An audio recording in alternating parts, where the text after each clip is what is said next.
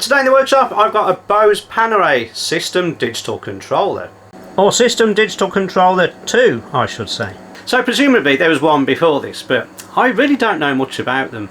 It's got a sleek metal case, ideally suited for a 19-inch rack, a dinky little LCD display, and some fairly simple controls. And it is equally tied around the back, having 2 input sockets, 4 output sockets, and a COM port for computery things, such as the ability to update the firmware, especially if they've done something like cocked it up before releasing it. Designed in America, made in China, with a conformity logo for pretty much all of the world.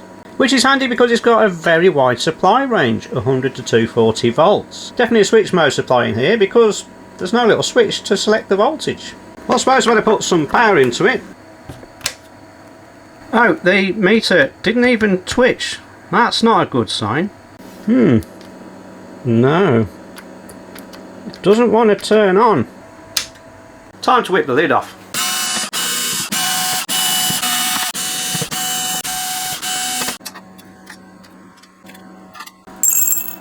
So what's inside? Oh, can't get it off. Well, to start with, it's got a little PCB for the on-off button. I'm a bit surprised about that. Must be doing more than just turning it on and off. Then we've got an off-the-shelf 16x2 line LCD display and a push-button panel. Appears to be rather well engineered, I think. And that connects to this DSP board, where all the smarts are. And along the back, this PCB supports all the input and output sockets. And the switching. Look at these relays. And here's the switch mode power supply. And hopefully that's what's failed. I hope it's not the DSP board. We're in a lot of trouble then. So we'll go straight to testing it. So we'll check the voltage coming out the bridge rectifier. Nothing. 0. I think the fuse has gone. Let's check the bridge rectifiers. Let's check for shorts. That one's good. None there. Okay, no shorts there. Let's check for shorts on the switching transistor. Go from the centre pin to the outer one. And that's shorted. That's drained to source short circuit. Let's check the gate. Oh, that's gone as well. That's bad news. That might have damaged the control chip. So we'll start to take this board out, unplug things.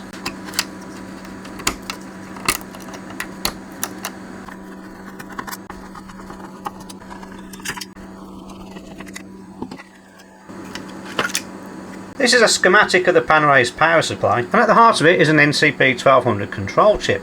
And it's always worth checking out the manufacturer's datasheet, see what clues you can find. But I was rather amused to see that it says no auxiliary winding operation, and VCC is generated from the high voltage line on pin 8. All you need is an external capacitor, just like they're shown here. But for some reason only known to BOSE, they're using the auxiliary winding from the transformer to provide this voltage here. They probably don't trust this chip.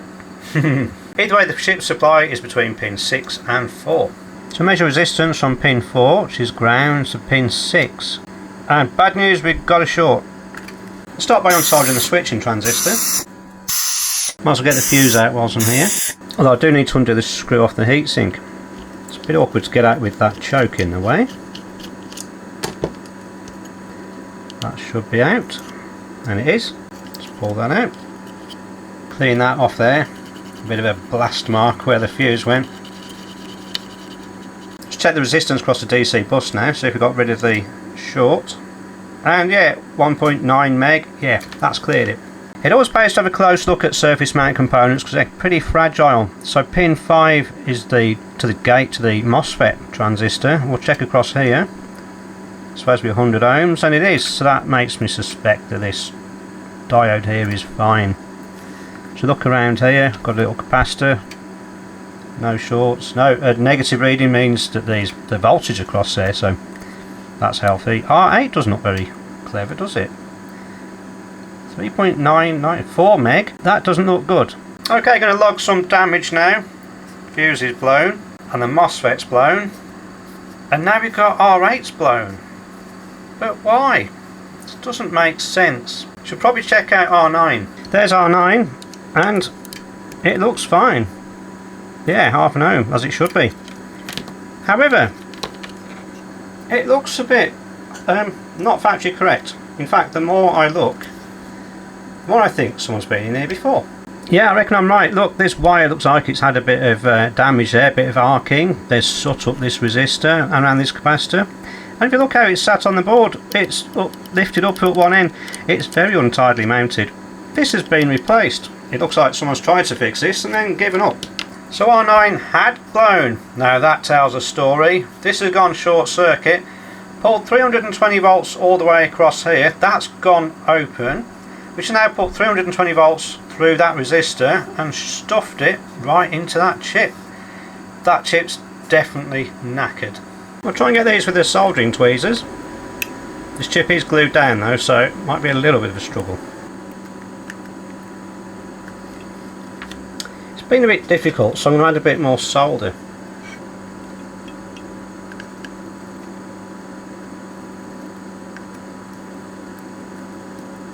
This helps transfer the heat. Makes life a lot easier. That didn't come up at all nicely, so I'm just going to clean up some of these pads, just wipe the excess solder off. Check we've still got a short across the power supply on pins 4 and 6. And we have. Oh, I thought it was the chip. So that power supply is on this capacitor here. We've got a short there. To be fair, all these are in parallel, so it could be this diode. Or this capacitor. Yeah, you can only tell by taking some out. I'm going to go with the Zenith diode because it's a bit easier to get hold of with the tweezers. There we go. Has the short gone now? Yes, it has. There we go. Another casualty. Just going to put a bit of solder flux on here, just to help it out a little bit.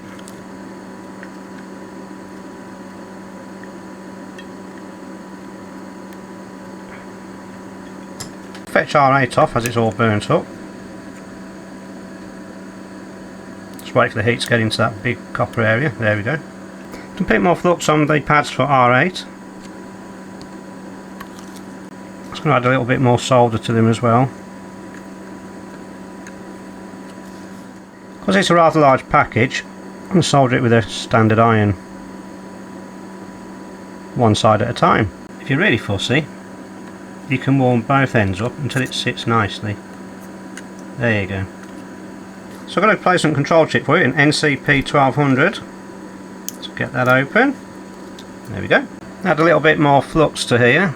Now we did lose pad number 7. However, pad number 7 is not connected to anything, so no drama. And just place the chip on top of there. Hold it down.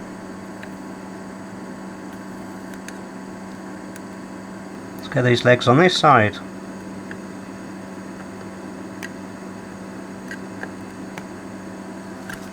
Now the original MOSFET was an STK0460 and I can't get one easily, so I've found an equivalent. This is an Infineon IPAN 70R900.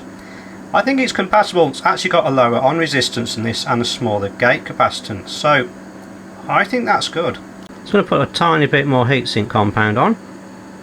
Not much. The experts will tell you that's too much. Then I'm just going to sneak our transistor in there. It's not supposed to slide all the way in though. I was hoping this goopy compound would hold it still. See if I can get the screw in. On this funny angle. There we go. And finally the new fuse. 1.6 amp time delay fuse.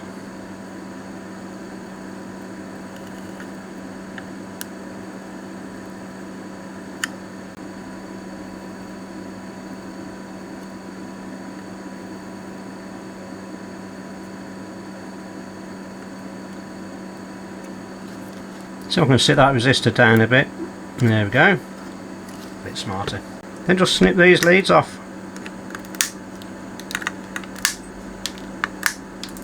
Just going to clean up that flux with some isopropyl alcohol. Plenty of it. Give this a good old scrub. This doesn't give any advantage electrically. Just stops getting sticky bits on your hands and your fingers, and yeah, just looks neater.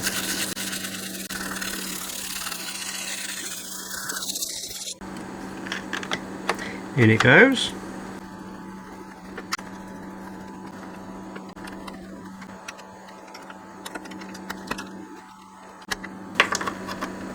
Okay, here goes. Oh, there's still no life in it. Got to dig deeper. Let's see if we've got any voltages coming out. Have we got 3.3? No. At the 5 volts. No, makes sense. Wouldn't expect it to. Have we got anything coming out of here? Absolutely nothing. Let's check we have got some DC. I'm sure we have. I saw the current meter move. Yes, we have. I have to turn it off and whip it out.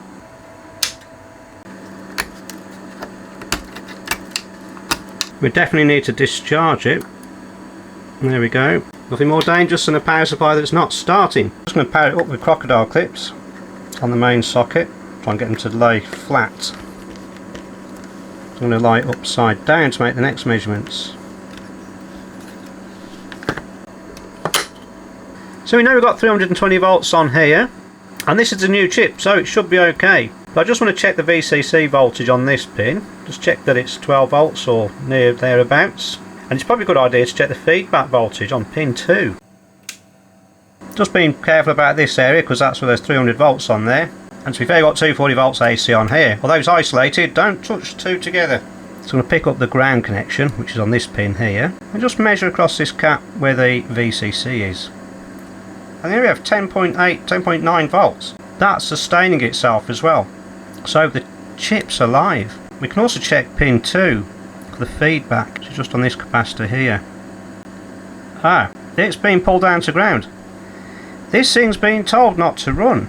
Just disconnect the power and discharge this cap. Okay, we're now safe. Just set this in resistance mode. Just see if we got any shorts across here. Oh, we sort of have. 60 ohms is not what it should be. It should be lots of kilo ohms. I'm just going to unsolder these two pins of the opto coupler. Or photo coupler, I think they call it. And just lift this out of circuit. And see if the short's gone on pin 2 now. Yes, it has. Wow. Yeah, the optocoupler's shorted. Oh dear. So that's PC1 shorted. That's an EL817.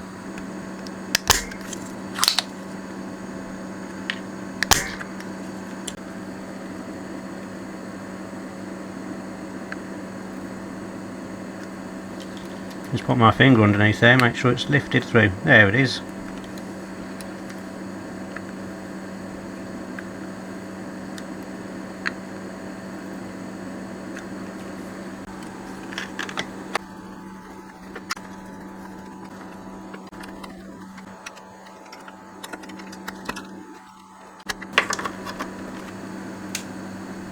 Let's try it now. That's more like it. So there you go. If you thought changing the fuse was going to fix it, you're going to be disappointed. Well, it certainly looks like it's working, but I suppose I should check that it actually does stuff with the outputs. Just plug in these XLR test leads. Plug them into this signal generator. This one's very useful because it's got floating outputs. Ideal for doing balanced signals.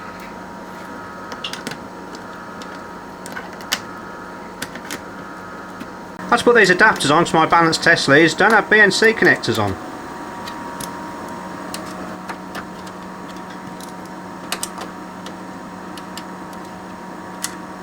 Here's the one lead. Have the cold signal there, hot signal there. And the other lead's got croc clips on. It's a bit less convenient. We'll wire it in the same way. Plug those into channels 1 and 2. Actually, as the BOSE Panaray is basically a speaker crossover controller, I need to give it some frequencies to cross over on. So I'm going to put square waves in here, which have quite a wide frequency spectrum, and I'm going to knock the frequency down to 150 Hz. Just power it on. So that's in stereo mode, output into two different speaker types, a 502A and a 502B. So what we've seen on the scope, the top two traces are the hot and cold signals of channel 1's output, and the bottom two are the hot and cold signals from channel 2. We notice that they are both the same. If I disconnect channel 2 and plug it into channel 3, Now we're seeing the difference. Channel 3 is actually the base output for channel 1. So what we're seeing at the top 2 traces are the high frequencies, and the bottom 2 are the low frequencies there. So that'd be 150 Hz for the base bit. So the top traces are basically the edges of the square waves. And we can do the same for channel 4, which will show the same for the other channel. Base there. Check the channel 2 is working the same, which it is, which we saw anyway. So yeah. And we can now change the different types of speaker pairs, so we can have 502A plus MB, that's some sort of bass bin I think, we'll select that. And we see that the profile's changed, it's a different frequency response. So this is set up for all the different types of things, speakers from BOSE. I'm going to say this is working just fine. Yeah, I can turn that off now. I'm happy with that. So I can pull my test leads out now. Bit awkward and they're mounted like that. Come on, release. So I can put the lid back on now. Just tucks under there. There we go. Let's get our screws back.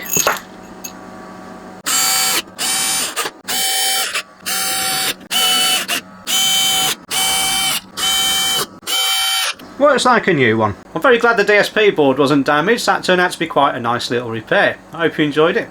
Catch you next time.